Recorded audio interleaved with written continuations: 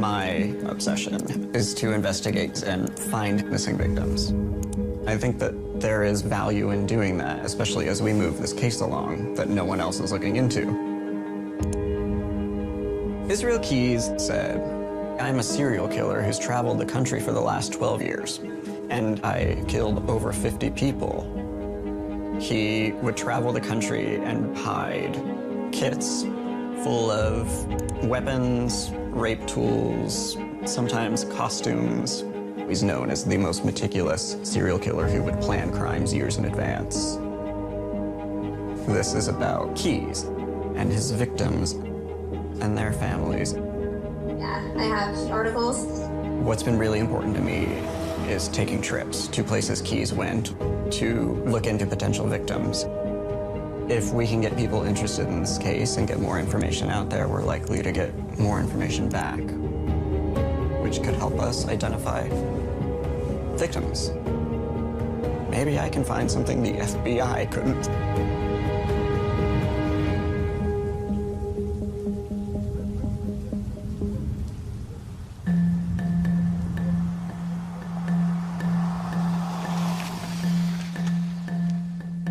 In an unreleased interview, the FBI reported that his victims ranged in age from late teens to the elderly. Now, there's a few things to note. My name is Josh Hallmark. I produce a podcast called True Crime Bullshit. I've returned to the tapes and files to reassess the period. In 2012, I was living in Seattle writing advertising materials for nonprofit healthcare insurance. I quickly found a coworker who was also a big consumer of true crime media and was fascinated with crime. And so we would have our weird little water cooler talks about crimes that were interesting or scary or, devastating. And one day she kind of peeked over the cubicle wall and was like, "Hey, there's this new serial killer. Have you heard about this guy?" And so that piqued my interest immediately. It was like, oh, there's a modern-day serial killer? So we started looking at the Samantha Koenig case. Samantha Koenig was a barista living in Anchorage, Alaska. She was working at a drive-through coffee stand. Was closing up one night in early 2012. A man came by, ordered a coffee. He crawled through the window and abducted her. The first ransom request texted the family to go to a park and go to the bulletin board there, and underneath a missing dog poster was a typed ransom letter. From there, they started, negotiating how the ransom would be paid via text messages between Samantha's phone and her father. He wants $30,000. In the meantime, the suspect's testing out Samantha's debit card to see how much money is already on it. That's what got him busted. They were able to follow the tracks of these debit transactions. Then they caught his rental car on camera, and that was it.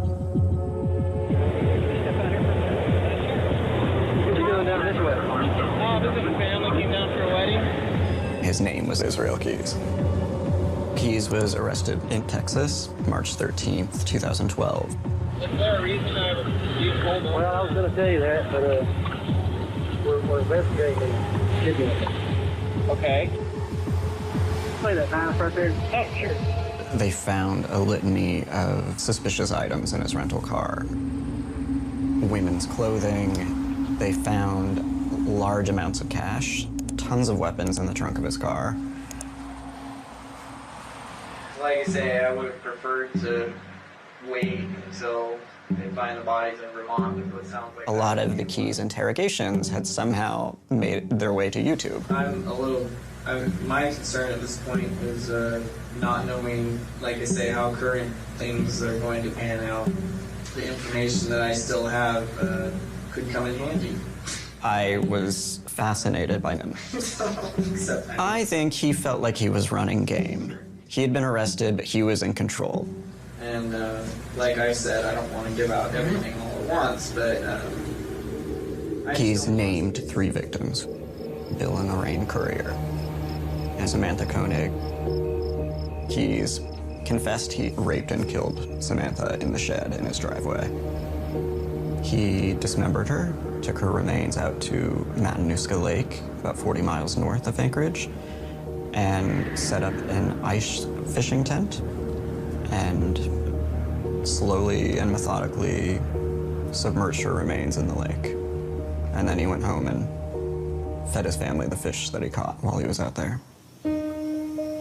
About 6 months before Samantha Keyes rented a car in cash, drove that car to Vermont, abducted 2 people from their home, Bill and Lorraine Courier, raped and murdered them.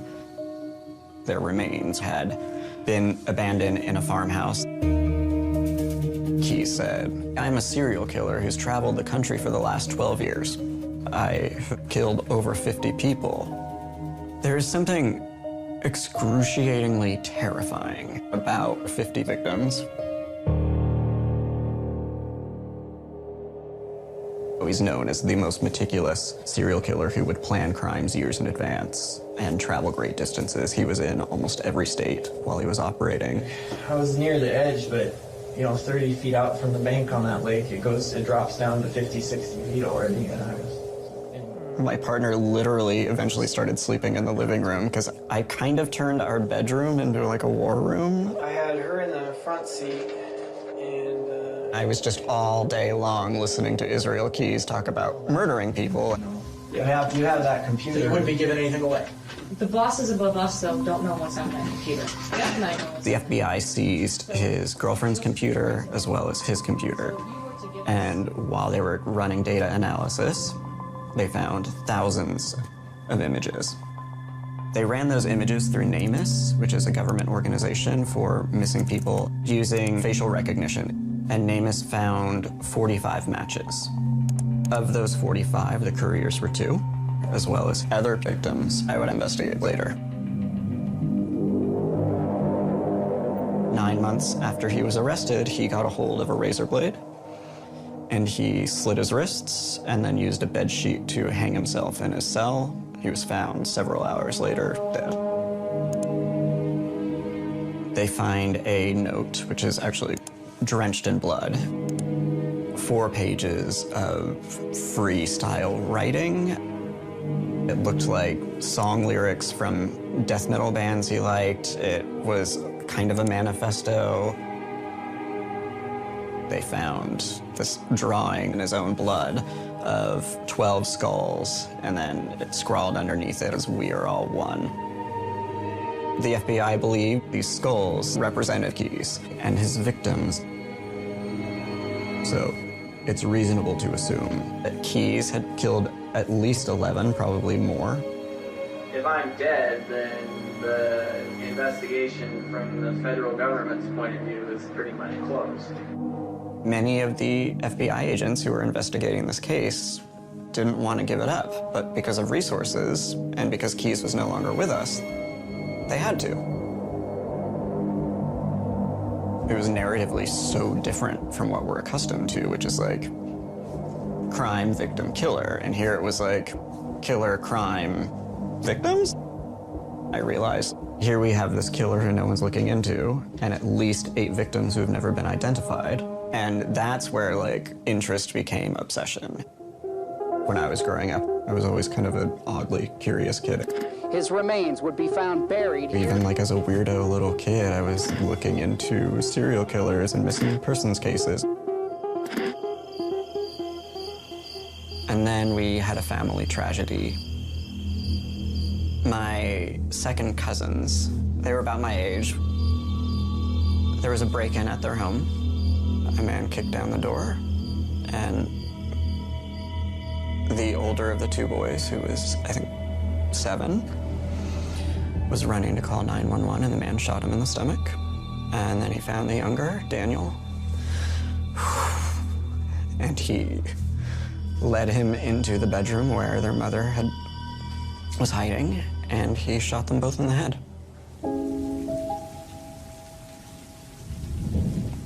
Billy, who was shot in the stomach, survived. Like, it hit home in a really real way. I really started at 12 years old evaluating my relationship with true crime. I think because I have an understanding of how grief and trauma affect people, it really struck a nerve with me. There was all these families who don't have answers, and the answers are with this guy who just killed himself.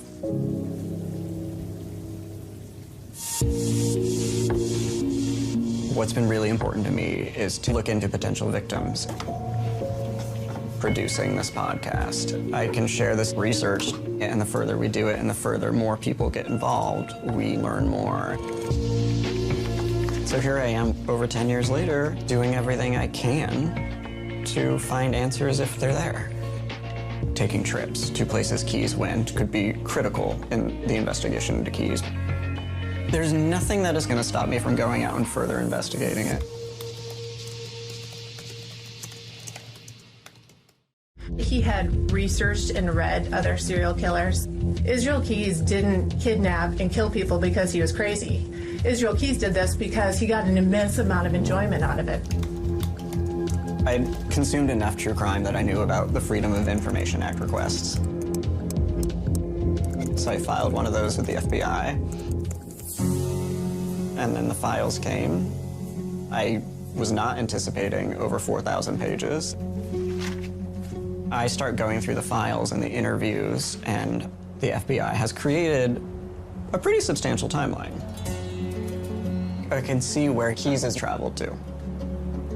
It's great, it's helpful, because there's a lot of components linking Keys to potential victims. So first is like places he returned to over and over and over again, which is critical in his MO. It shows intent. Keys had told the FBI every time he was out in the woods or any time he was out driving around, he would look for places that he could abduct people to or abduct people from. And then he would go back and wait in the woods for the right opportunity and the right person. So we should be looking for bodies near roads that he would have taken. Who went missing nearby? Can we place him in the area at the time? And I'm like, okay, add it to the timeline. And it's essentially the timeline of his entire life. I did a bunch of research. I talked to experts. Investigators say Israel Keys told authorities he strategically hid a box filled with weapons and tools near the Winooski River.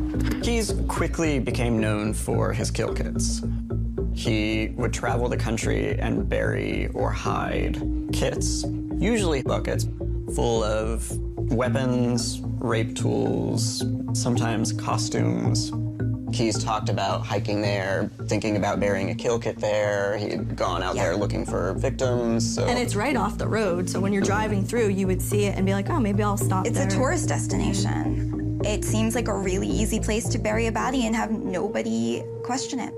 It's heavy stuff to do on your own. And I was, in the first 2 years, working 68 to 80 hours a week on this by myself with no one really to turn to. I think it was because they were doing construction, right? Is that what you figured out? They had done construction since she was... I was never looking for a team. It happened very organically. There was no way I was inviting someone into this thing that I cared so much about, that I'd already poured years of my life into. Episode a couple weeks ago. 3 people weaseled their way in, and now I don't know what I'd do without them. I have no idea how I feel. As an investigative journalist, one thing that we can do that the police can't always do is we have the time to kind of follow the rabbit holes that we want to follow. But isn't that I want to say certainty doesn't exist without forensic evidence. And I am not there yet, and I don't know that I will ever have the tools to be there. So unfortunately, at this point, it's me hopefully inspiring people who do have the tools to do the work. What's been really important to me is taking trips to places Keys went to look into potential victims. What I can do in the field is see things that a computer can never show me. Being on the ground, you have a better understanding of the culture of an environment. And also, would someone like Israel Keys blend in here, or would he stick out? Southern California is what I call a hot spot. It's these places we can put Keys in over and over and over again. So this trip, I'm going down because there's a missing persons case out of Riverside County that I believe could be a Keys case. We've done as much as we can online. Now I'd actually like to go see the terrain myself.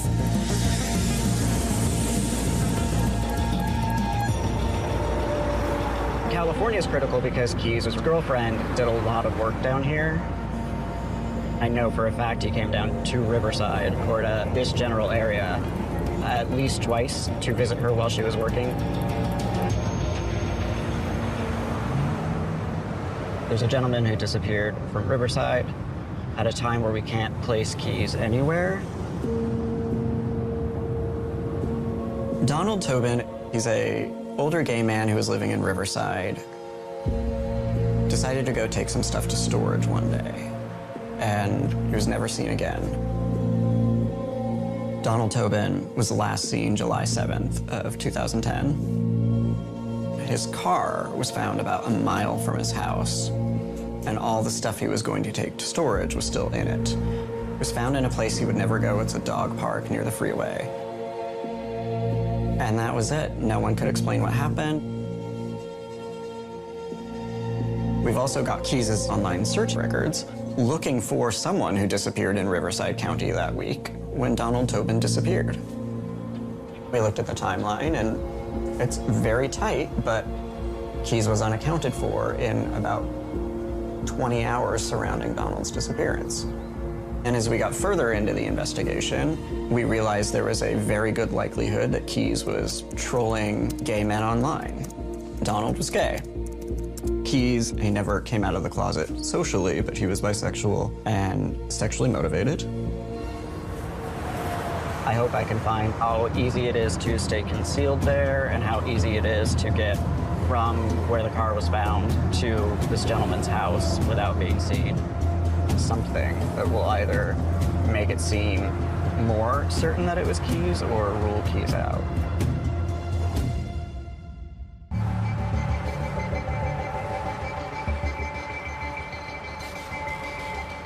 We are at Carlson Dog Park. This is where Donald Tobin's car was found. It's a couple miles from his house in Riverside. Then from here, we'll do a quick hike of this trail at Mount Rubidoux, get a lay of the land, see other places to hide.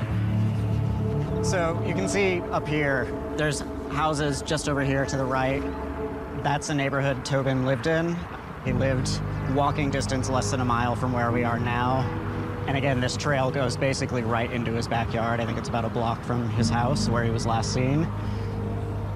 Keyes talked extensively in his interviews about stalking trailheads and using trailheads. The other thing that stands out is there's this cross up there. Keyes' mother was a big fan of extremist religions. They were in a fundamentalist Christian church outside of Spokane, Washington. He's raised essentially off the grid. He was not introduced to culture, other people, humanity, and was surrounded by people who didn't value human life, who openly hated gay people and black people and brown people, and I mean, imagine what that fosters.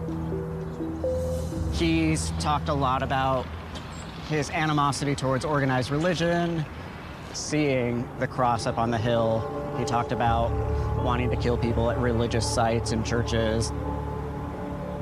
What most likely would have occurred is Keyes broke into Donald Tobin's house and then abducted him in his own car, took him to a second location where he presumably would have sexually assaulted and then murdered him, took him to a third location to bury him, and then parked his car here. Then Keyes could have easily from here walked back to wherever his car was without ever having been seen. Keyes wanted to create distance from his crimes as quickly as possible. It's very easy for someone to get from here back onto the freeway in a short period of time. So if you look at the big picture, you've got a trailhead.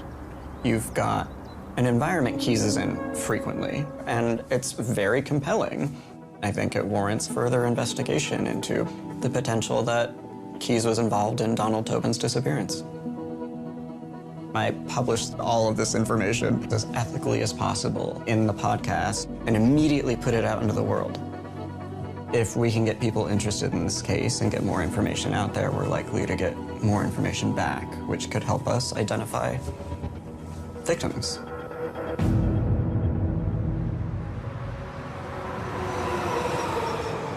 The other thing I look for is Keyes buried kill kits, often near locations where he planned on abducting people. Had like a 50-foot coil of nylon rope, duct tape, latex gloves. Either he would literally bury them or he would hide them in boulders. Keyes would return to the kill kits.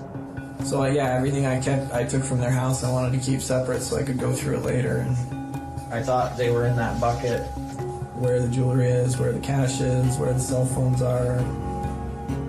He told the FBI items he took from his victims are in some of these kill kits, so they are very valuable. Head west toward Ramona Expressway. We're going to go out to Lake Paris, where we have a very credible sighting, placing Keyes potentially with a kill kit. This particular tip came in with the FOIA files I got from the FBI in 2018. Former FBI agent Bobby Chacon is going to meet me out there. He actually worked the case and was responsible for finding one of the kill kits up in upstate New York. So this will be my first time going out to Lake Paris. It's also going to be the first time Bobby's been out to Lake Paris, so especially as someone who's seen places that Keyes has killed before. I know he's pretty eager to get his eyes on this place. Hey. Bobby. Hey, Josh. Good to see you. Thanks for coming out. Yeah, no worries. It's my backyard, kind of. Yeah.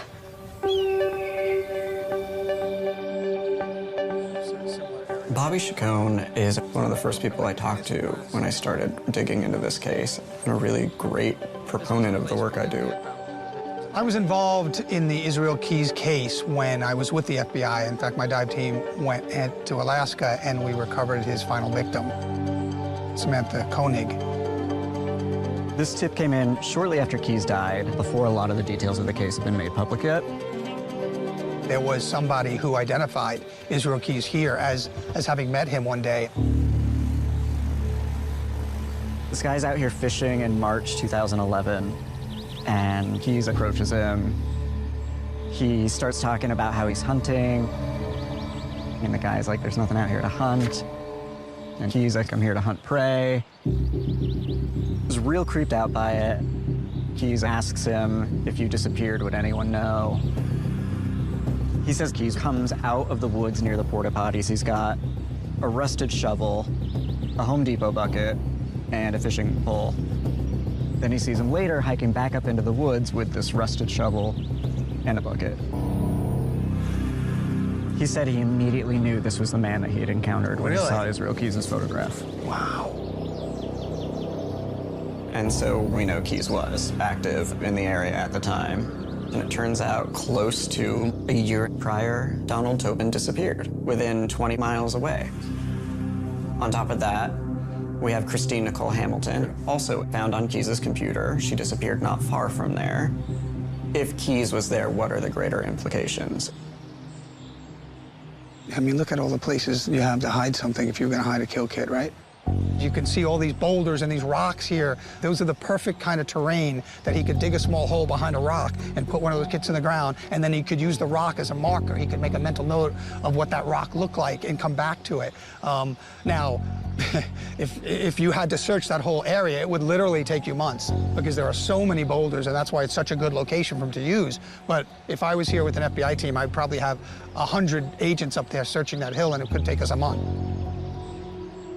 A lot of serial killers, they have this ritual that leads up to the killing, hiding those kill kits, picking out places that he would eventually use, even if he wasn't going to use it that day, weeks, months later.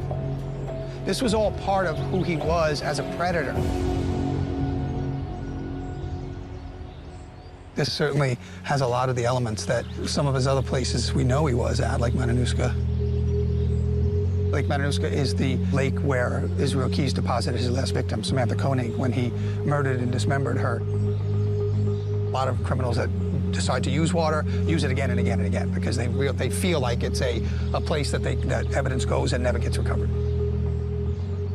So in terms of credibility on this tip, what do you think? I mean, look, it fits all the criteria that Keyes used to kind of pick out not only victims, but places. It definitely puts this place in contention for highly likely that something happened here. So then it's like, well, there's probably a victim somewhere in the area. It's wild. I'd be really surprised if there weren't bodies at the bottom of that lake.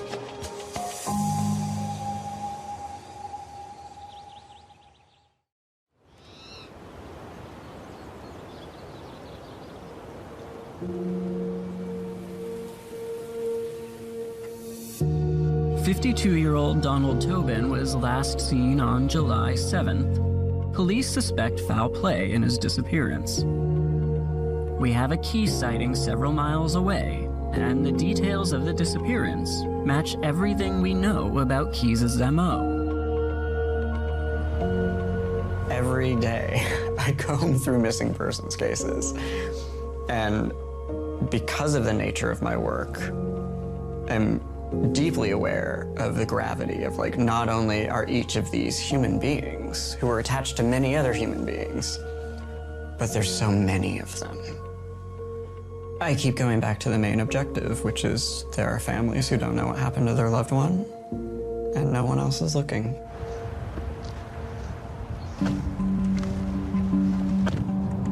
I had covered Susie Lyle's case several years ago. Her name was found on Keyes' computer. There are a lot of significant circumstantial evidence to look at Keyes as being responsible for her disappearance. Suzanne Lyle was really intelligent, really bubbly teenage girl who grew up in the greater Albany area. Susie was a student at SUNY Albany. She was really into computers. She worked at Babbage's, which was at the time like electronics store, basically, like computer games and video games. And you have to remember, this is 1998. She was like playing online video games and like really into the digital world before the rest of us were. And one night, Susie was working at Babbage's, and after leaving Babbage's, she was never seen again. Right around the time she went missing, Keyes was living in Constable, New York. Susie was about Keyes' age, 19 years old. She had a very robust online lifestyle, and that's something that comes up in the Keyes case. He said he was going down to Albany while he was living up in Constable and going to computer labs and libraries and using computers there. At a certain point, Susie told a friend that she felt like a man had been following her. And is it possible that the man that Suzanne felt was following her was, in fact, Keyes? Keep right to take exit 3 towards Albany International. What's great about this trip is we're going to meet Dr. Kunkel at the airport. How's it going? Thanks for coming out. Dr. Kunkel is a criminal psychologist, one of my favorite people. He's really immersed himself in all things Keyes. I got involved with the Lyle case as part of the St. Rose Cold Case Analysis Center.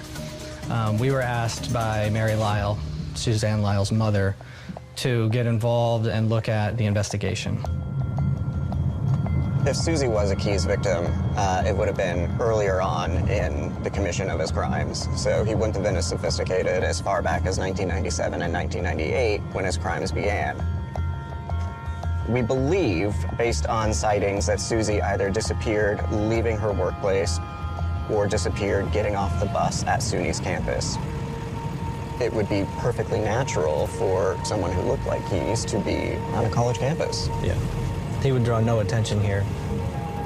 All right, so this is, the bus stop's over here, over closer to her dorm. It was a Monday night, and she's coming back from work. There's probably others coming from that direction, using the bus to get back to campus. It probably wasn't desolate. Yeah. So I guess if she comes off the bus stop, you know, this is one logical route to her dorm. It could have been an abduction site. Right, yeah. If you're Keyes, you're looking for a place where you can lie in wait and not really be seen. And there's not really a lot of that. Basically, as we've been standing here, everybody who got off the bus and came to this quad walked up this walkway or down there through the trees over there and into the quad. Yeah. I mean, the only other point of access is like right here in front of everyone. Yeah. Which doesn't make any sense at all. It's a very high-risk environment. There's no way to track whether she actually got on the bus. Back then, they were just showing their ID as a SUNY student, and you just ride. Now that we're here and we see how many people are around and what a short distance it is, it seems more likely that she went missing at Crossgates Mall rather than here.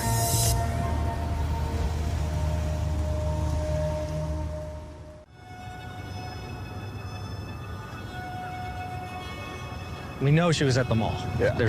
That's irrefutable. She worked that day, and our manager saw her leave and said he knows what exit she took. Around the same time that Suzanne Lyle disappeared, just miles from where she was last seen, a woman encountered a man in a Marshall's parking lot that she believed was Keys. What stood out to us was the things he was asking her. How old are you? If you left right now, would anyone notice? Some blatantly disturbing questions. These come up over and over and over again in tips in places where Keys was. We can place him in the Albany area that spring, looking to abduct someone from a mall parking lot. Suzanne Lyle was working at the Crossgates Mall on the night of her disappearance. More than likely, she disappeared at the mall, walking from Babbage's to the bus stop. Right around the time Suzanne Lyle went missing, Keys was working on enlisting in the Army, and the Army recruitment office was 2 miles from where she was last seen. This is where Keys enlisted in the Army. He, at that point, was really disagreeing with his parents. They were very anti-government, so it would make sense for someone rebelling, also someone who had a desire to hurt people, to join the Army. Joining the Army gives him the paycheck. And license to kill. And now maybe he's like, okay, it's time. I can start committing crimes in this area because I'm going to be leaving soon. He told the FBI that he planned his murders around travels because after a girl is abducted, no one's going to look at the guy who goes off to the Army or left at 4 in the morning to go on a vacation. He wanted to create as much distance, like physically and psychologically, between himself and his crimes. So the Marshall's location to here is interesting. Basically just right across the street. It doesn't seem like he was actually trying to abduct her. It almost seems like he was ramping up. He was testing to decide what he'll do next. But what killed me is walking out here, and the first thing you see is a cemetery. I know. He told the FBI cemetery outbuildings were easy to gain access to, and they were great places to rape and murder victims. And walkable through the woods to 6 Mile Waterworks Park, where there's a reservoir and tons of outbuildings. Yeah. When you bring up 6 Mile Waterworks, it's the only body of water within like this 3-4 mile radius between the 2 malls, the campus, parking lot. And 6 Mile Waterworks Park is in the center of all 4 points: Colony Center, Marshall's, SUNY, and Babbage's. You can walk through the park from any 4 of those points without really being seen. The fact that he could walk through that park unseen to all 4 destinations is fascinating. You had said they'd searched it pretty extensively, right? Well, they said they did, but I believe they didn't use dogs and they never checked the water. And at this point, we know Keys liked to submerge his victims' remains in water. If it was Keys, Susie's final resting place is possibly Waterworks Park. The timing of her abduction and his being in the area, and then the other signature Keys offense patterns, that it just makes sense. There was a lot of compelling evidence there, but we can't say for sure we've solved the case. I don't think in terms of justice or closure, because I don't think there can be justice or closure in family upheaval. I think about Susie Lyle a lot in this regard. Imagine being known worldwide only for the worst thing to ever happen to you. And when people want to talk about Susie, that's what they want to talk about. The first time I met Dr. Kunkel, I was invited to speak at an event in Saratoga Springs. Mary Lyle, Susie's mother, was going to be there, and I got to meet her, and it was so humbling to meet Susie's mom and hear her talk about Susie. I felt like I got to know who she was from the person who knew her the best. So, in a sense, if there is an obligation, it is to treat these people like more than just the worst thing that ever happened to them. Both Chris and I are committed to investigating until there are no stones left to turn over. All right. Yeah, take care, Chris. Until then, I find myself obsessively driving the back roads of Berkshire County and upstate New York, looking for something.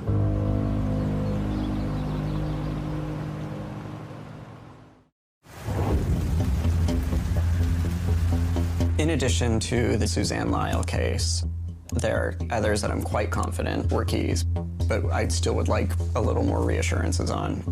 The first two are Cammie and Jean.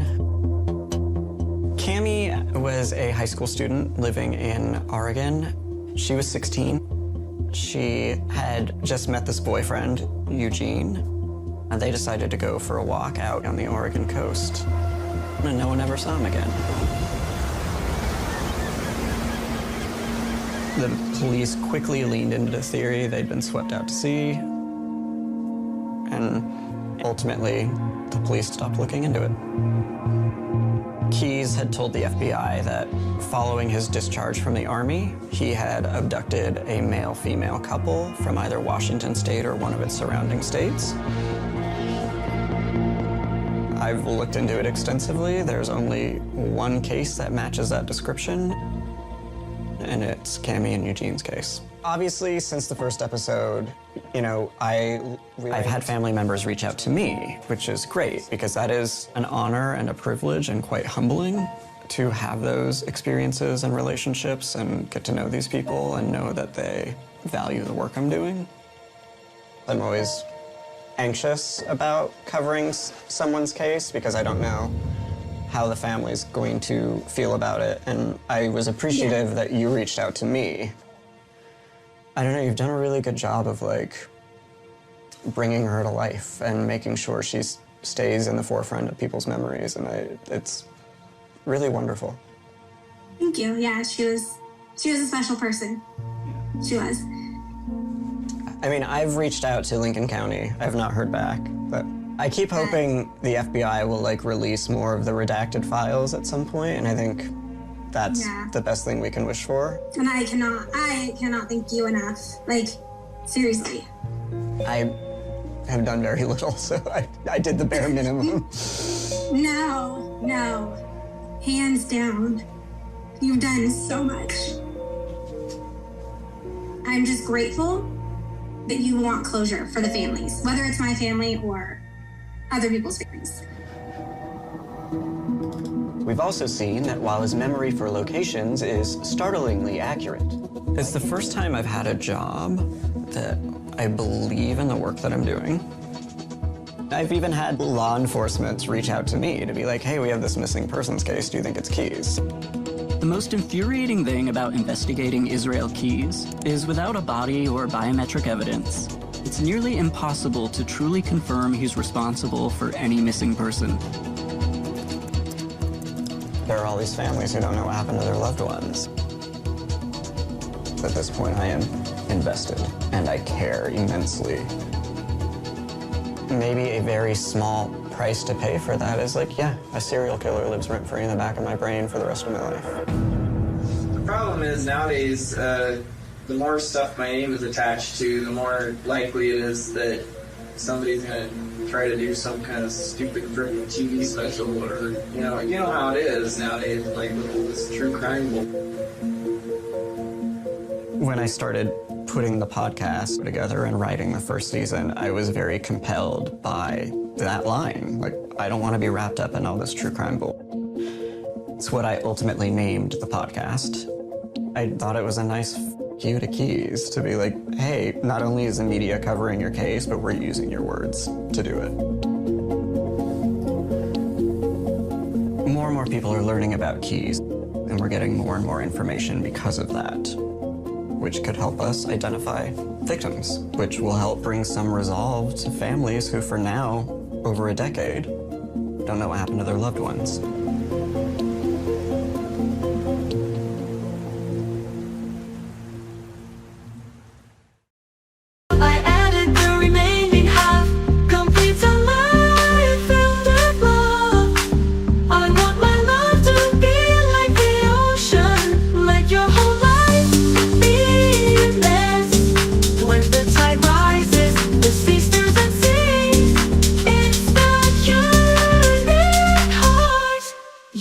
Like a bright red rose, always fragrant and seductive. I see you coming back in my sleep. The nostalgia's overflowing, it cannot be quenched.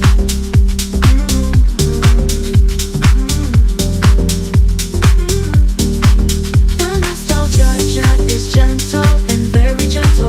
The nostalgia is gentle and very gentle. The nostalgia is gentle and very gentle.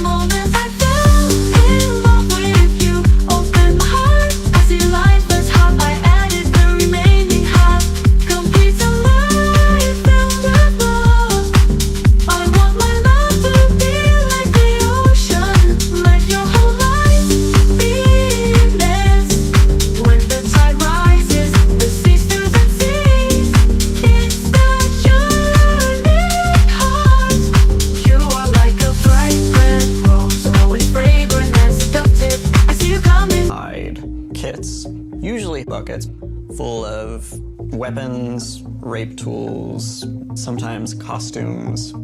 Keys talked about hiking there, thinking about burying a kill kit there. He'd gone out there looking for victims. So. And it's right off the road, so when you're driving through, you would see it and be like, oh, maybe I'll stop there. It's a tourist destination. It seems like a really easy place to bury a body and have nobody question it. It's heavy stuff to do on your own. And I was, in the first 2 years, working 68 to 80 hours a week on this by myself with no one really to turn to. I think it was because they were doing construction, right? Is that what you figured out? They had done construction since she was... I was never looking for a team. It happened very organically. There was no way I was inviting someone into this thing that I cared so much about, that I'd already poured years of my life into. Episode a couple weeks ago. 3 people weaseled their way in, and now I don't know what I'd do without them. I have no idea how I feel. As an investigative journalist, one thing that we can do that the police can't always do is we have the time to kind of follow the rabbit holes that we want to follow. But isn't that... I want to say certainty doesn't exist without forensic evidence. And I am not there yet, and I don't know that I will ever have the tools to be there. So unfortunately, at this point, it's me hopefully inspiring people who do have the tools to do the work.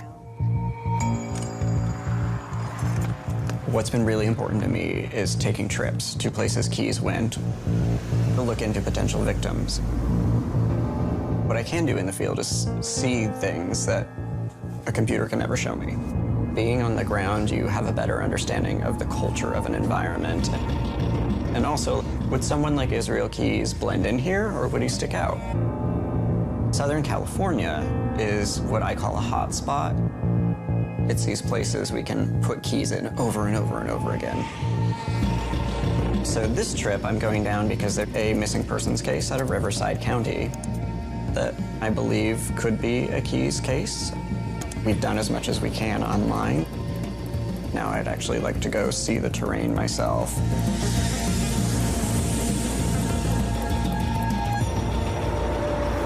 California is critical because Keys' girlfriend did a lot of work down here. I know for a fact he came down to Riverside or to this general area at least twice to visit her while she was working.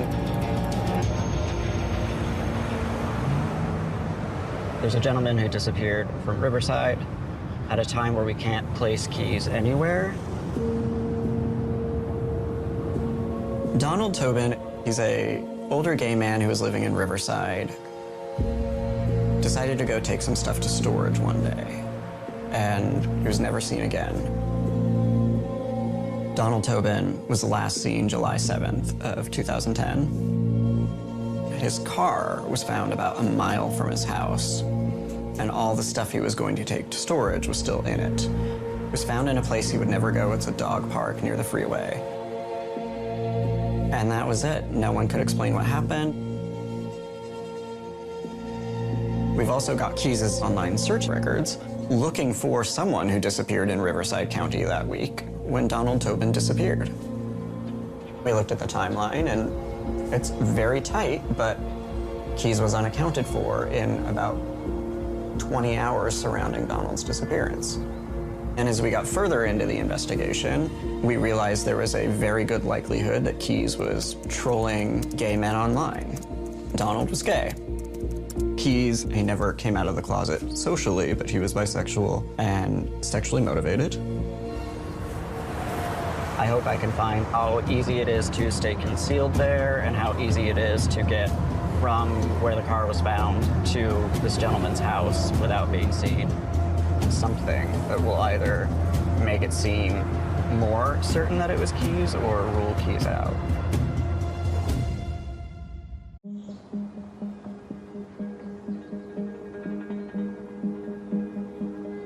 I think of Ronnie every day. This was him taken the day his son was born. He was 24 years old. I see things that remind me of him. I see his picture. I find pennies on the road, and I say, oh, Ronnie was here because he used to give me all his pennies. So, I mean, I will dive under a table for a penny if I think it's... And she would get hit by a car trying to get a damn penny, and because it's a penny from heaven. Yeah, it's nothing. And I know that sounds crazy, and people might look at me like it's crazy, but it's my healing. He's with me all the time. I know I lost my son, but never once would anyone come forward and tell the truth. It had to be drug out of them. We had to connect the dots.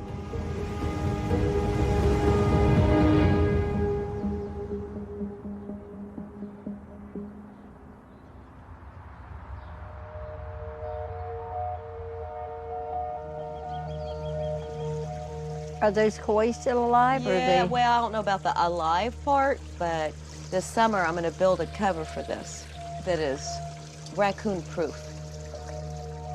My name is Judy Weaver. I'm from Orlando, Florida. Nowadays, it's amusement parks, but we were here before Disney when it was really nice. And it was very quaint, quiet. Neighbors helped neighbors. We took walks and fed the ducks, and I like cars. So I taught the kids how to change a tire, how to change the oil, and just everything. My mom, Judy, is tenacious, that's for sure. She is like a dog with a bone at times, and I think I got that straight from her. I'm Deborah Murray. I'm the oldest, and then Ronnie was under me about 5.5 years. And then our sister was about 11 years younger than me. They were total opposite as far as the energy went. Tammy was very loving and affectionate.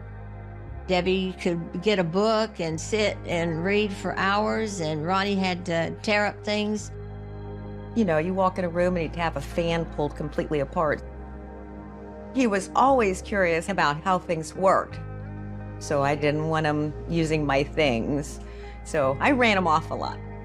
He was a handful, but he was a joy.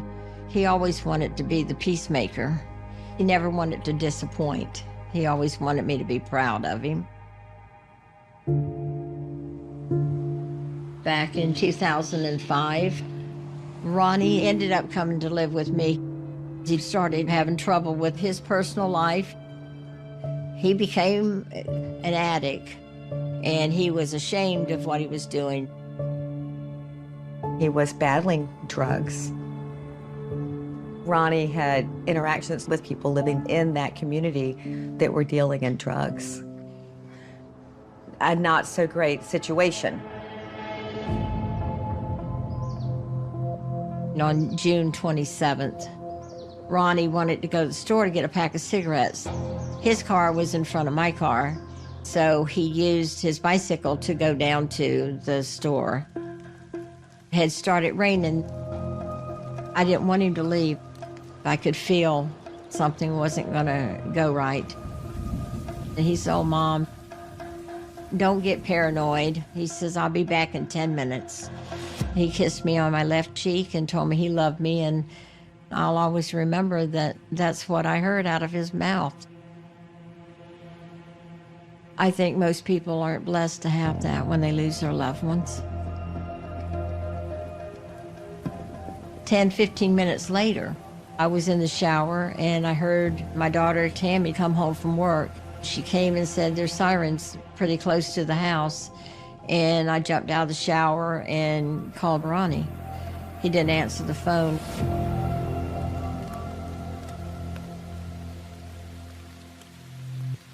Got in the van and went looking for him. I was home getting ready for bed, and my mom called and said there had been an accident, and she was on the scene. I found all the commotion where the police department was and where the fire department was, and you seen the paramedics all out and the people standing around. They were some of the shady people in the neighborhood. I could see them whispering things. It was like a nightmare. I pulled in and an old man says, "It's a young man down the road." And he looked at me and he says, "Oh, it's your son." It's Ronnie. The paramedics were trying to hook him up on the stretcher and everything. And that's when I found him. When my mom came upon the scene, it was just like something you wish you could unsee. There was blood all over the place, and Ronnie was in an unconscious state. We were being fed a little bit of information here and there from some of the people watching. What they said happened that night was that Ronnie just simply fell off a bike and hit his head on a curb. This is where Ronnie was supposed to have been hurt. As you can see, still, Yeah. there are no curbs. Yeah, So there's still no curbs. There's still no curbs here. No curbs up there. They don't exist. Everything was telling me this isn't right, something's not right. I started observing everything. Well, he fell on a bike that's not there. Where's the bike? Where did he fall? He hit a curb. There's no curb. Where did he hit the curb? When they're getting Ronnie on the stretcher, I'm seeing him now. His pockets are inside out. And they said there was nothing else. He had nothing else on him. I know he had a wallet when he left. I know he had money when he left. I wanted to know how, if he hit a curb, fell off his bike, how did the pockets come inside out of his pants? Nobody had an answer for that. I saw one police officer in a car. He did not come out, take names, didn't bring a clipboard out and ask any questions. He was just sitting there. It was raining. He didn't want to get wet. EMTs told me that his name was Spike. I said, my God, who on earth would name their name Spike? I never got to talk to him because he left. But my concern was to be with my son. We would find out the answers later. When we arrived to the hospital, I asked that we be able to see Ronnie. We went back into trauma to see him. That was awful, and I wish I could take that away. There was severe brain trauma. There was brain swelling. And the doctor that was going to be doing his brain surgery was explaining the two areas of injury to his head, a temporal lobe injury and an injury to the back of the head. Made you wonder how in the world he hit his head twice, falling off the bicycle one time. So it's still not making any sense. I called the police.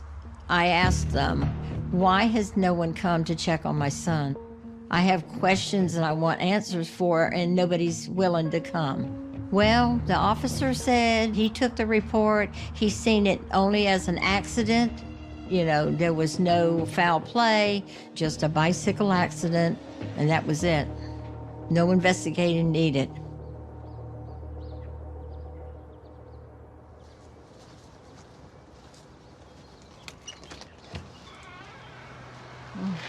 Even though their story was he had fallen on his bike, the bike had disappeared. I threatened to call and have it reported as stolen. Shortly after that, the bike did appear. At some point, someone had brought the bike up to her front porch. Somebody rolled up in the middle of the night when we were asleep. As you can see, there are no scratches on the bike. I've never washed it or anything, just put air in the tire. There was no damage to the bicycle at all. Nothing had happened on that bicycle. Everything was like it was when Ronnie rode off on it.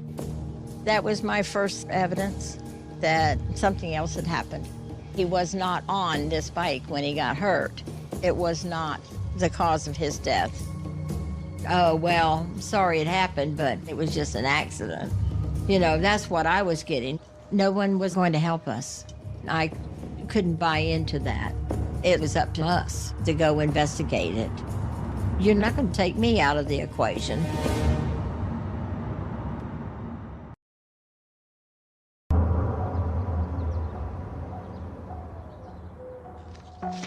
It doesn't appear there was any type of investigation done at the scene. There were no police sent or dispatched to the hospital. It was just determined very quickly it was a bicycle fall. And that may have been misconstrued because the sheet I actually got a copy of shows motorcycle accident. When the police arrived, there was no motorcycle and there was no bike. Whatever it was minutes that it was looked into. Ronnie was laid up at the hospital in a coma. I think it was immediate to investigate because it didn't make sense. We tried to research who was who, what their criminal record looked like, what the activity was going on down there at the duplex. I didn't know what I was doing. My mom didn't know what she was doing. We just were going with the flow. Now, if I had my Firebird, we'd be sounding like that because it's got a Formula 5.0 in it. What's wrong with that one? It's getting a paint job. Oh, that's good. Yeah, this is a little six-banger, but hey, it does the job. What can I say?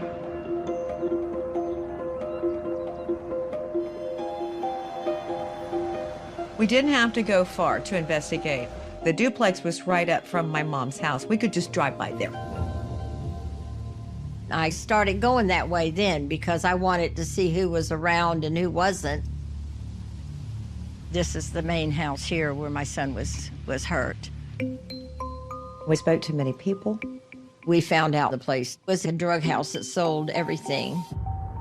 Then we were realizing some of the people that were witnesses that evening lived there, and the police took the word for what they said happened that night and left it alone. And I filed a complaint with the Orange County Sheriff's Department at that point and received phone calls regarding my complaint letter. It was a detective, and he said Ronnie was at a house that was well known for drugs, so he might not have been an innocent victim in this. And there were far more imperative cases than Ronnie's to check into. There shouldn't be a line drawn because you're this or you're that. That's not acceptable. There's loved ones that care for those people. Anyone that gets hurt, there's somebody that loves them and they want the right thing done for them, just like they would for anyone else.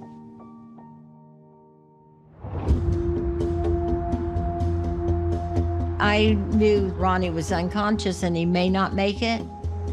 So I need to find out from the streets what's being told. When the police brush you off, they brush you off at the scene and they brush you off on the phone, then yeah, you take it to the streets because the streets are the ones that have the answers. She would talk to everybody, but it was never different than the falling off the bike story. You have an entire duplex community that potentially saw what happened, but they weren't open to sharing that information. Felt like they were hiding from something that happened. Just didn't make a lot of sense. They said that Ronnie was horsing around with the bike and he popped a wheelie and hit the curb, and the curb threw him down on the ground. He did used to do that when he was a teenager, but not as a grown man. And the only reason he rode the bike, it was to get to the store and back. He didn't go in the rainstorm with a bike to pop a wheelie. During the time that Ronnie was on life support, we would visit the hospital daily. It was primarily just spent talking to doctors, trying to find out the prognosis. There was discussions on what they could expect would happen with Ronnie. He wasn't getting better. The fever wasn't going away in the brain, and it kept killing cells. I said, well, will he ever recognize me? No. Will he know who he is? No. Everything was no, no, no.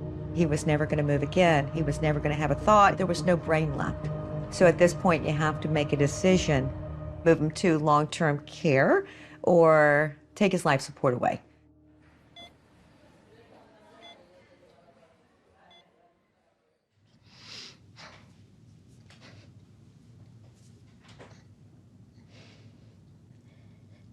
How do you end someone's life that you love so much?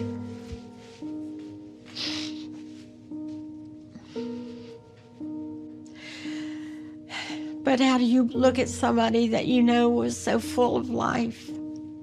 Just lay there and they're at everyone's mercy. How do you do that? It's not easy. I could feel Ronnie begging me to let him go. I could feel him. And I know that I don't want that for myself, and I did not want that for my child.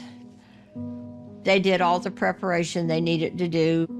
And when he passed, he died the minute that he was born. It was 8 o'clock, same time, in the same hospital. When the death certificate was issued, it was listed as an accidental death. I really felt disappointed that this was it, that this was all we were going to get. The ball was dropped the night it happened. The ball was dropped when it went to the detective, and it just kept on bouncing a few more times after that. It needs to be made right. I needed to know what happened to my child. I needed to know for myself.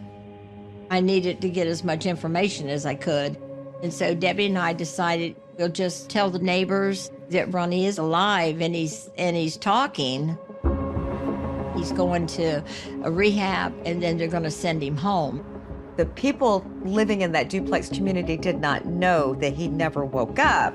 They thought Ronnie was talking, and Ronnie was telling a story, and it's not the story y'all are telling, it's a different story. She was stirring the pot, pressing them for the truth. The next day, there was a girl riding down the road, and she was asking me, "How's your son doing?" And I recognized her from that night. I said, "Well, he's got a big headache." I said, "But he's sitting up telling a different story." He said it didn't go down like that. He never fell on his bike. She said, "Oh," and that was it. Next thing I know, I seen somebody walking toward my house. You could tell from his eyes, this guy wasn't right.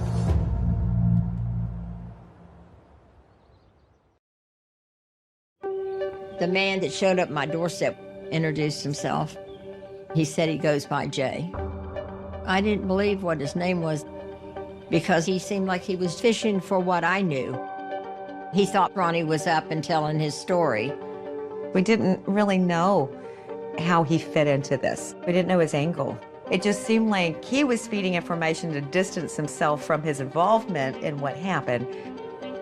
He said that Ronnie had a disagreement with another person over some money he owed him, and so he punched him. Jay introduced the whole he got hit part, which was different than the falling off the bike story. It went from Papa Willie's to, you know, being hit. So it had already changed. Not believe anything he said. I just told him, well, there was an investigation going, and he got real quiet, and then he was wanting us to see that he had his concealed weapon permit. He pulled it out of his wallet, and he addressed me with it. We didn't know why. We didn't know to take it as a threat. Is it intimidation? We didn't know. I stood there and I said, well, I'm not going to shut up until I find out what happened to my son. And then he left.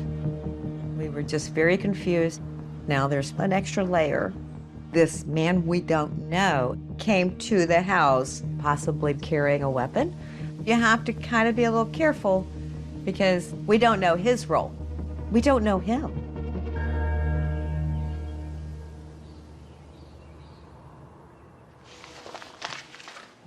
We didn't know his legal name, but we knew his nickname was Jay. So I did a search on the Orange County Clerk of the Courts. You could look for evictions or criminal record, even as so much as a traffic citation. You would find record. You could see where their address was at the time that happened. I found an eviction that was issued to that address where Ronnie was hurt. I had looked up a couple of the names on social media, and I found pictures of Jay. Then I found his girlfriend's details from that. I managed to get his first name. It ended up being that his name was Jason. Debbie discovered that his girlfriend's daughter went to the school down the street. I asked around. One of the people told me that it was Jason Gailey, and he lived in that neighborhood where Ronnie got hurt. That's probably the difference in our dynamics. Let me see. I was more the computer and paper trail gal, and my mom, she would talk more and be able to glean more information from talking to people. I ended up talking to the guy that was Jason's mailman, you know, trying to find out what information I could. Apparently, Jason's the drug boss in the duplex. He has a license to carry a concealed weapon, and he has a little bit of attitude. He was known for it, plain and simple.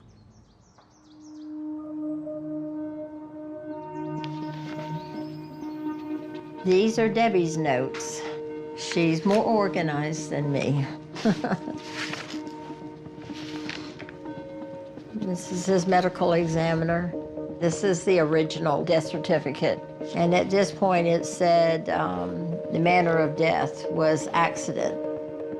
I finally got a hold of someone at the coroner's department, and I asked, could they please go back through the report and go back through his injuries that they found on him and see if there was anything that could say he fell off a bike and hit his head.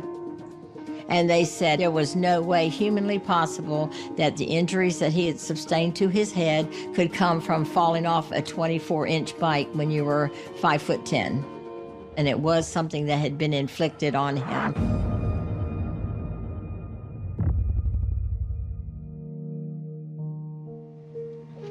And about 6 months after all this, there is in here another death certificate for a homicide, where it was changed to homicide because of their findings in their autopsy. Let's see what else is in here. Someone drew a picture of Uncle Ronnie, one of Deb's kids, I'm sure, and drew a halo over the top of his head.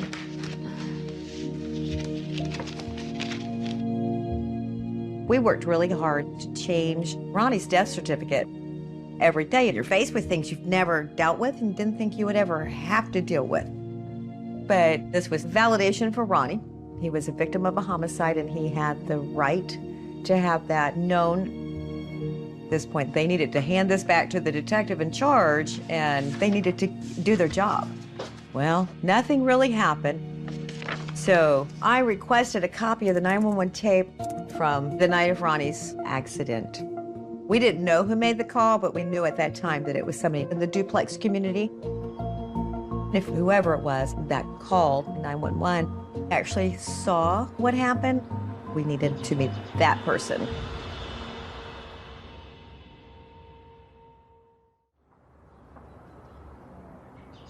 I was coming home, so I figured, let me go down there and look around. There used to be a big dumpster like between all these buildings when they were apartments, and I saw the supervisor that takes care of the land here, and I recognized him.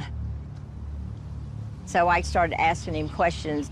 He was telling me that there was eyes and ears and that I needed to stay home where I was safer, and that he didn't know how safe I would be, asking the wrong people the wrong questions. That maintenance man, he knew a lot of the inside scoop on the drug dealer, Jason, AKA Jay, because he had to go into the apartments and repair things. He saw that Jason had cameras right there between the alley and the duplex. Jason used to video everybody. That's how he did his drug dealing. He would know who pulled in that driveway. Didn't stop us still. We still came and got pictures. When it cooled off some, they'd all be sitting on the walls of these two houses. There would be a lot of activity outside of the duplex, and I think once or twice they even yelled at her because she was driving by snapping pictures out of her car window. Did I do things that put my life in danger? Yes. But I wanted to find out the truth, and how are you going to find out? If they don't come to you, you got to go to them.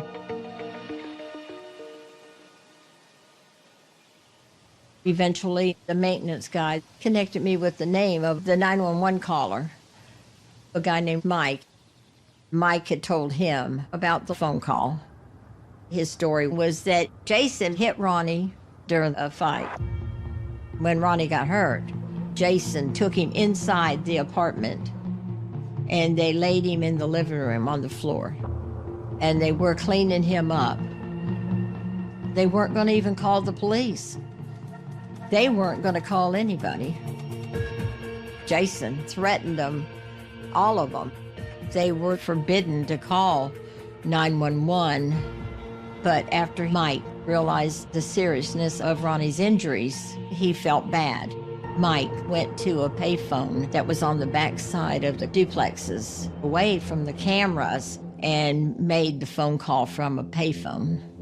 Mike did ride the bike to the payphone to make the call. That's why there was no bike when the police showed up. So that we could finally understand.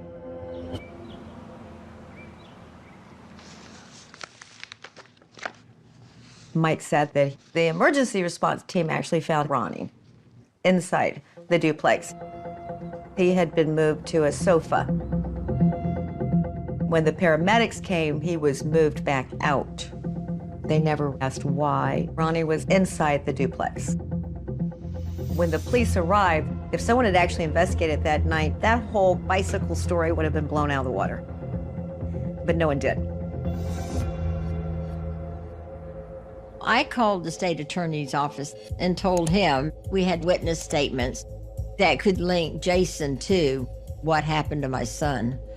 And they're saying, oh, wrong line, and they try to bluff it out. So I was telling Debbie I can't get anywhere because I'm considered a distraught mom. I'm crazy. I don't know what I'm talking about. Debbie kept all the information together. She figured, well, one day we'll get someone that'll hear us.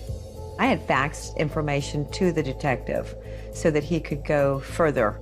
Kind of just mapped out the evidence we had and documented it into letter form. My mom and I provided him with a picture of Jason. And we told him that this was the person that we thought hit Ronnie. We gave him names and contact information for the witnesses my mom spoke to. We would see what information he would be able to get. Being a law enforcement official, I figured he'd be better at it than us. 6 months later, I asked had they spoke to the individual that we believed hit Ronnie. There had never been any contact with him made at all. And he never followed up? No, no one had ever spoke to him. Still, we reached a dead end. We don't know how to You know, what's the expression, can't fight City Hall? We didn't know what else to do.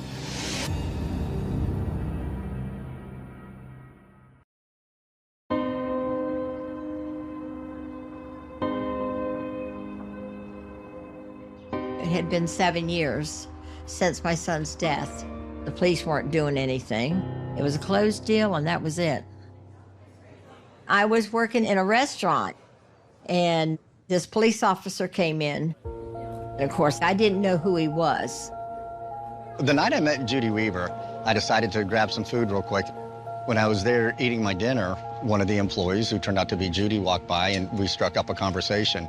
He says, how are you tonight? And I says, I'm good. I said, how are you? And he says, oh, it's quiet. He says, never anything happening on a Monday night. Or I said, well, a lot of things happen on a Monday night. My son was killed on a Monday night in the pouring down rain. I said, so don't tell me nothing happens in Orlando on a Monday night. She started speaking about the case to me, and while I was talking to her, she explained to me about the displeasure of a sergeant by the name of Spike Hopkins who did nothing about the case.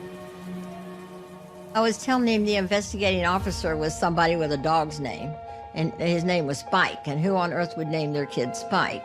I was going on cutting down the police officer and how sorry he was and how I wish he could live through the years I had lived and know what I felt.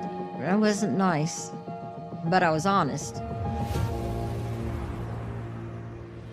When you told me your story and how bad this Sergeant Spike was, my heart dropped. I remember sitting there thinking, oh, she obviously hasn't seen my name tag. Could I have walked out of there and said, I'm sorry to hear about your circumstances and you'd never known it was me? Yeah. I didn't know who you were. You could have been anybody. Right, I could have, but after hearing you're a mother who lost her son, there is no way I could walk out on you after that. I went off on the guy, and he said to me, well, as you were talking to me, things started ringing a bell. And he pushed his chair back, and he says, let me formally introduce myself. I was the investigating officer, AKA Spike. I was shocked, number one. You know, I talk very badly of you. Right. Rightly so. I never had a kind word to say about you at all. Right. I hated what you represented, you know. And I can't blame you one bit. Yeah. I can't blame you one bit. I just felt so bad for the woman, especially because I dropped the ball the night of the event. And then law enforcement and nobody else would do anything to help her. I wanted to get to the bottom of this. I went into the parking lot where my police vehicle was parked, and I was going to do everything I could within my power to make sure that this mom got justice for her son.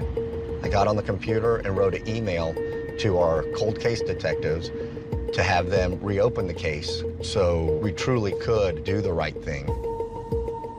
After that, out of guilt or compassion, Spike became my friend. He started coming over and checking on me. Did I need anything? And he handpicked these two detectives to do the cold case.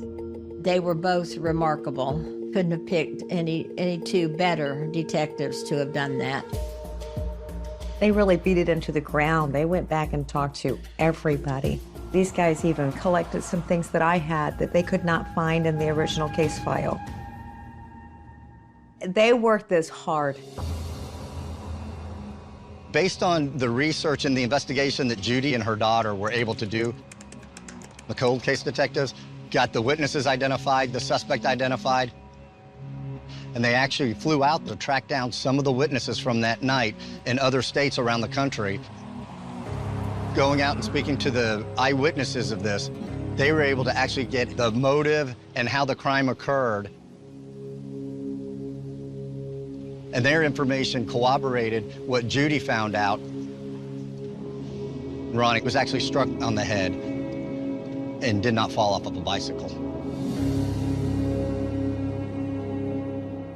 The witnesses were very upfront with the cold case detectives. I think some of them truly wanted my mom to have some form of closure. There were details that came out we didn't know about. The night that my son was killed, Jason was pistol whipping an older man in that driveway over something, over $10 or something, they said. Ronnie was riding his bike, and he intervened. Ronnie said to Jason, "Why don't you pick on someone closer to your age?" And he went after my son with the butt of a gun.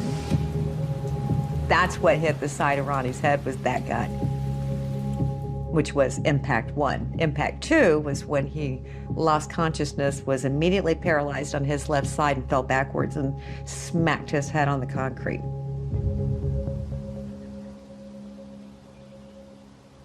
After they got all the information and everything together and all the witnesses, I figured they had enough cause to arrest Jason. But the detectives wanted to get someone on tape. I think at that point they were worried Jason would claim it was an accidental hitting of, because of the dispute between he and the other man. So they asked how I would feel about wearing a recording device and go down and speak with the witness to see if he would say anything incriminating. So I agreed to that, and they hid across the street in a car so they could watch, and I approached and chatted with him. It's kind of a silly lead into, but I had to ask him, what happened that night? What really happened that night? And I was a bundle of nerves. You never know. You're dealing with people that are shady. I was scared for her. I don't want anything to happen to her, too.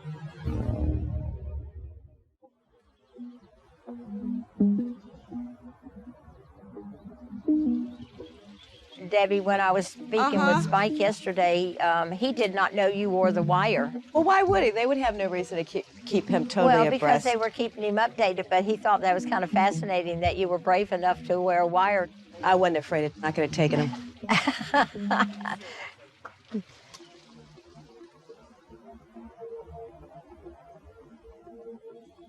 What did he say? I'm not sure what he said because I was a wreck, but I asked the detectives to tell me what he said. It had came out that Jason had a gun in his hand. He had taken it back to his apartment. He'd asked his girlfriend to hide the gun, and he threatened all of them if they told him what happened. I think that was why the cold case detectives decided to proceed with charges. You had a weapon in your hand that you took the time to hide. I don't think there was a lot of accident involved in that. Jason Brian Gailey is charged with second-degree murder because Judy Weaver just wouldn't let it go.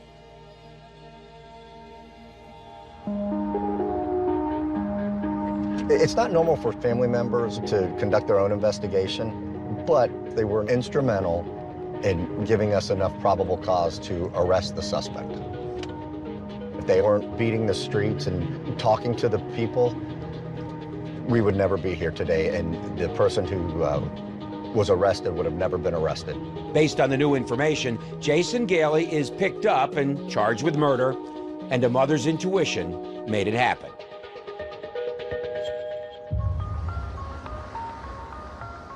But the next day, it went on the news. It was on every channel. There was people lined up out there trying with cameras facing my house. I opened my front door and shut it in a hurry. And I called Debbie and I said, my God, that's what we should have done first, was gone to the media. And we wouldn't have had to wait 7 years for them to start an investigation. After Jason was arrested, he was charged with second-degree murder. And then there was a time frame in which the state attorney has to decide to proceed with charges. I was able to talk to the detectives several times, and they kept me up to date. I was excited that we could provide Judy and her daughter and Ronnie some justice, only to have the state attorney drop the charges. This person was going to walk free. The state attorneys were not confident that the jury would see these witnesses having clear mind and being able to remember details all that well, because so much time had went by. On the TV, it actually showed Jason, and he just had a smirk on his face. He never said anything. I don't know what their intention was when they let him out, but it didn't matter. He was done anyway. He overdosed, and died within about a week after he got out of jail.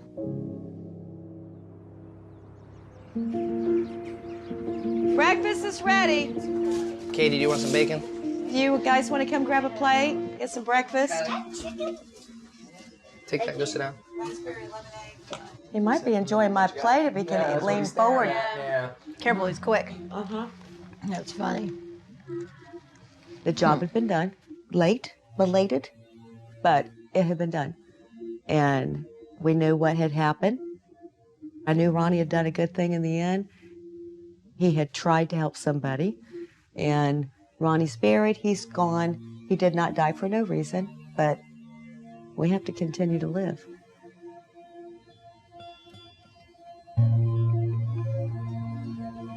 It still bothers me some, you know. And I'm sorry if I get teary-eyed, it's just an emotion for a minute, and you're going to cut it, right? But he was always doing for someone else, which is what happened to him the night he was hurt. And but that was just how he was. He was always that way.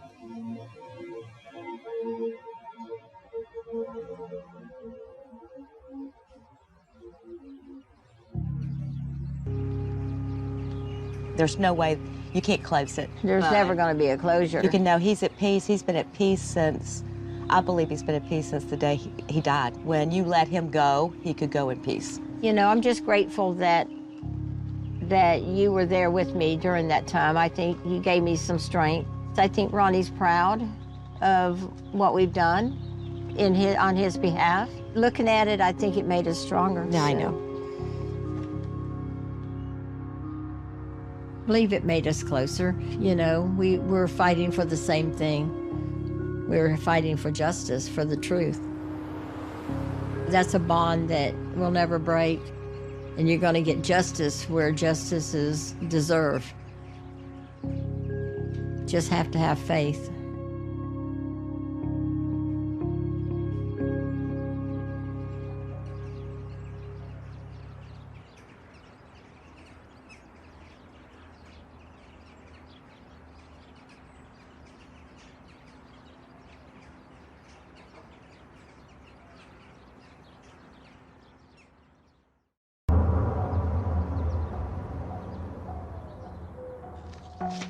It doesn't appear there was any type of investigation done at the scene. There were no police sent or dispatched to the hospital.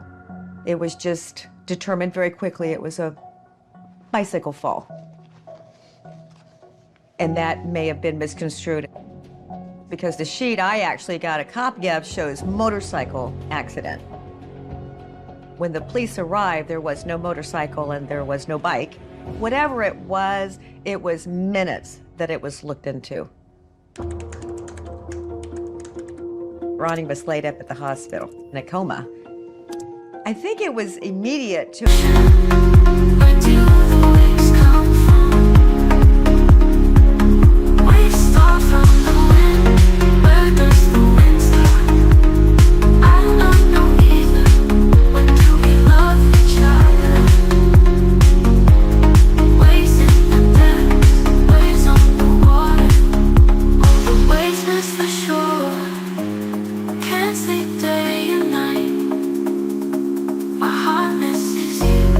Even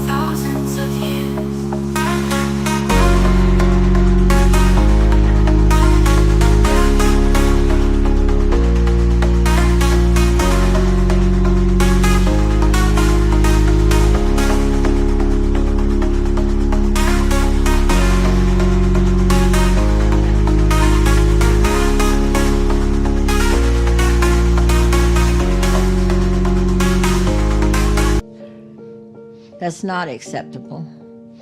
There's loved ones that care for those people. Anyone that gets hurt, there's somebody that loves them, and they want the right thing done for them, just like they would for anyone else.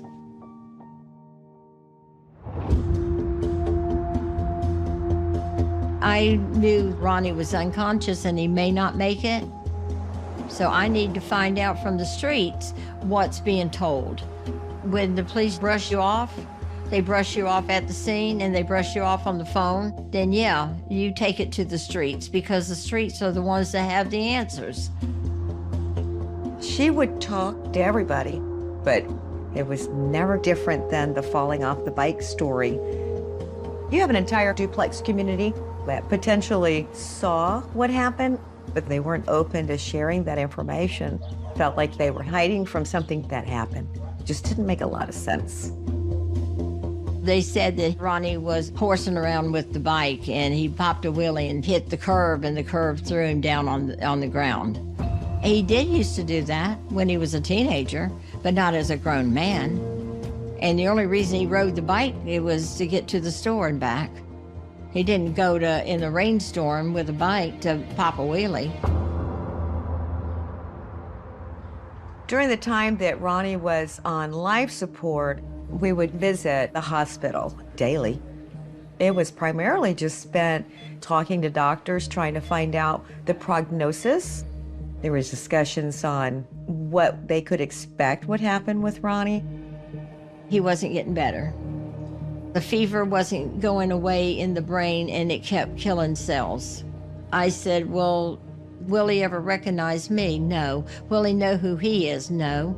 Everything was no, no, no. He was never going to move again. He was never going to have a thought. There was no brain left. So at this point, you have to make a decision. Move him to long-term care or take his life support away.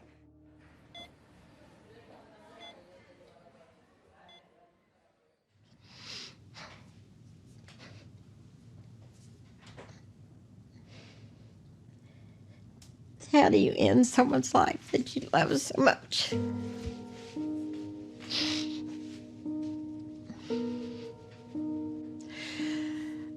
But how do you look at somebody that you know was so full of life? Just lay there and they're at everyone's mercy. How do you do that? It's not easy.